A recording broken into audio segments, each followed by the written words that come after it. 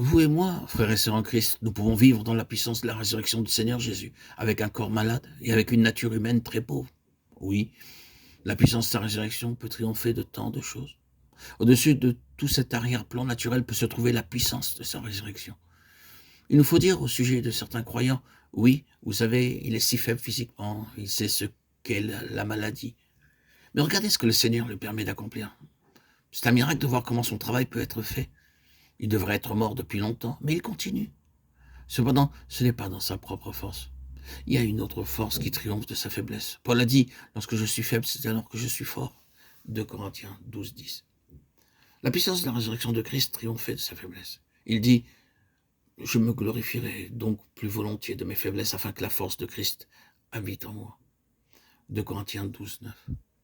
Il parle de ses infirmités physiques et de la puissance de la résurrection de Christ. Ce qui est vrai dans le domaine physique est vrai dans le spirituel. Si nous vivons en nous-mêmes, nous lâcherons. Oh, combien d'infirmités il y a dans notre nature. Nous portons toujours en nous-mêmes beaucoup de faiblesses spirituelles. Comprenons-nous de quoi nous parlons? Que de troubles nous causent nos infirmités naturelles. Si nous arrive de dire « je ne puis pas », c'est parce que nous ne pouvons pas, nous disons « j'abandonne », nous perdons la plus grande bénédiction de la vie chrétienne.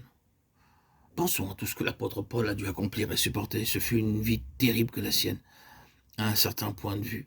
Il avait une infirmité dans son corps, il rencontrait des ennemis partout où il allait, et il supporta de nombreuses adversités. Il fut dans la mer un jour et une nuit, il fut dans la nudité et la famine. Il dut faire à pied kilomètre après kilomètre, voyager de mois en mois. Nous pouvons ainsi reprendre toutes les difficultés de cette vie, et si jamais un homme aurait pu s'écrier « je ne puis continuer », ce fut Paul. Mais qu'a-t-il dit? « Je puis tout par celui qui me fortifie ». Philippiens 4, 13. Non pas je puis faire toute chose. Paul aurait dit, moi, je ne puis rien, mais je puis tout par celui qui me fortifie. Il y a eu un jour où, naturellement, il désespéra de la vie. Il dit, nous avions prononcé en nous-mêmes notre arrêt de mort. Nous ne voulons pas mettre notre confiance en nous, mais en Dieu, qui ressuscite les morts. 2 Corinthiens 9.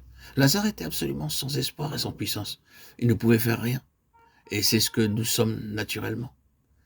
Mais Jésus dit que c'était pour la gloire de Dieu. Mes chers amis, frères et sœurs en Christ, bien-aimés, la gloire de Dieu est manifestée en ceux qui, en eux-mêmes, sont réellement morts, mais qui le rend capable de marcher et d'accomplir de grandes choses pour lui. Jésus peut ne pas toujours guérir notre corps ou notre propre nature, mais il peut nous donner sa vie divine et cela est immense.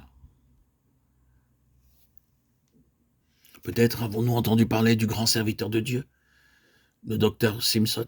Il croyait profondément à la guérison divine et écrivit un livre sur ce sujet. Mais malgré sa foi, il dit ceci.